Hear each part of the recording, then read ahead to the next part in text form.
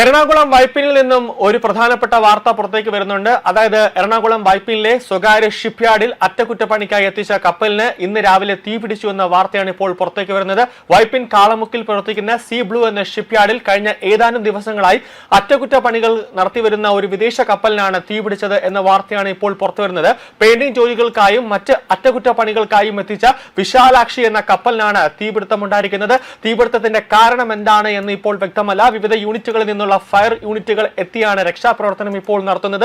യാർഡിന്റെ മറുഭാഗത്തേക്ക് കടക്കാനാകാത്തതിനാൽ ഒരു ഭാഗത്ത് നിന്നും മാത്രമാണ് രക്ഷാപ്രവർത്തനം ഇപ്പോൾ നടക്കുന്നത്. കപ്പലിന് സമീപത്തായി തന്നെ കിടന്നുറങ്ങിക്കൊണ്ടിരുന്ന ജീവനക്കാരാണ് തീപിടുത്തമുണ്ടാകുന്ന വിവരം ആദ്യം പോലീസിനെയും ഫയർഫോഴ്സിനെയും അറിയിക്കുന്നത്. കപ്പലിന്റെ മുകൾ ഭാഗം പൂർണ്ണമായി കത്തി നശിച്ചിരിക്കുന്നു എന്ന വിവരമാണ് ഇപ്പോൾ പുറത്തുവരുന്നത്.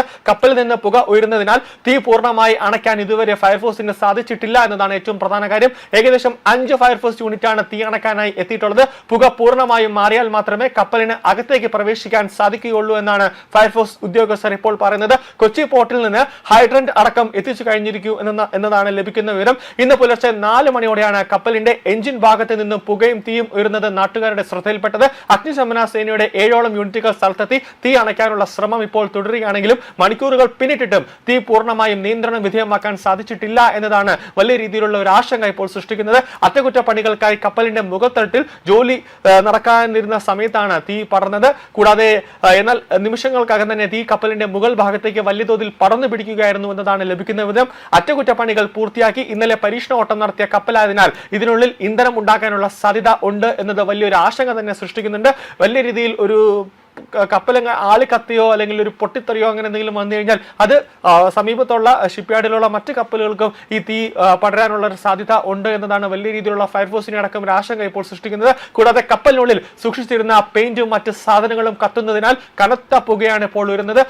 ഫയർഫോഴ്സിനുള്ളിലേക്ക് പ്രവേശിക്കുന്നതിന് ഒരു വലിയൊരു തടസ്സമായി തന്നെ ഇത് നിലനിൽക്കുന്നുണ്ട്. നിലവിൽ പുറത്തുനിന്ന് വെള്ളമൊഴിച്ച് തണുപ്പിക്കാനുള്ള ശ്രമമാണ് ഇപ്പോൾ നടക്കുന്നത്. സമീപത്ത് മറ്റ് കപ്പലുകളും ബോട്ടുകളും ഉള്ളതിനാൽ തീ പടരാതിരിക്കാനുള്ള മുൻകരുതലുകൾ ഫയർഫോഴ്സ് സ്വീകരിച്ചിട്ടുണ്ട് എന്നാണ് ലഭിക്കുന്ന വിവരം. തീപിടുത്തമുണ്ടായ ഷിപ്പ്യാർഡ് നിയമവിരുദ്ധമായാണ് പ്രവർത്തിക്കുന്നതെന്ന് നാട്ടുകാർ ഇപ്പോൾ ആരോപിക്കുന്നുണ്ട്. പഞ്ചായത്ത് ലൈസൻസ് ഇല്ലാതെയും മലിനീകരണ നിയന്ത്രണ ബോർഡിന്റെ സ്റ്റോപ്പ് മെമ്മോ ലംഘിച്ചുമാണ് ഇപ്പോൾ ഈ ഷിപ്പ്യാർഡ്, അതായത് സ്വകാര്യമായ ഈ ഷിപ്പ്യാർഡ് സ്ഥാപനം പ്രവർത്തിക്കുന്നതെന്നാണ് പ്രദേശവാസികൾ ഇപ്പോൾ പറയുന്നത്. സ്കൂളിന് സമീപം പ്രവർത്തിക്കുന്ന ഈ യാർഡിൽ വലിയ രീതിയിലുള്ള ശബ്ദവായു മലിനീകരണം നടക്കുന്നുണ്ടെന്ന് നാട്ടുകാർ പരാതിപ്പെട്ടിരുന്നു. എന്നാൽ അതിനെതിരെ ഒരു നടപടിയും സർക്കാരിന്റെ ഭാഗത്തു നിന്നോ അല്ലെങ്കിൽ പഞ്ചായത്തിന്റെ ഭാഗത്തു നിന്നോ ഉണ്ടായിട്ടില്ല എന്നാണ് നാട്ടുകാർ ഇപ്പോൾ വിശദീകരണം നൽകുന്നത്. വൈപ്പിൻ ക്ലബ് റോഡ് ഉൾപ്പെടെ വിവിധ സ്റ്റേഷനുകളിൽ നിന്നുള്ള ഫയർ യൂണിറ്റുകൾ ഇപ്പോഴും സ്ഥലത്ത് തുടരുകയാണ്. തീപിടുത്തത്തിന്റെ കൃത്യമായ കാരണം ഇതുവരെ വ്യക്തമായിട്ടില്ല എന്നതാണ് ലഭിക്കുന്ന വിവരം. അറ്റകുറ്റപ്പണികൾക്കായി ഉപയോഗിക്കുന്ന ഇലക്ട്രിക് കട്ടറുകൾ ഉൾപ്പെടെയുള്ള ഉപകരണങ്ങളിൽ നിന്നാണോ തീ പടർന്നത് എന്ന കാര്യമാണ് ഫയർഫോഴ്സ് ഇപ്പോൾ പരിശോധിക്കുന്നത്.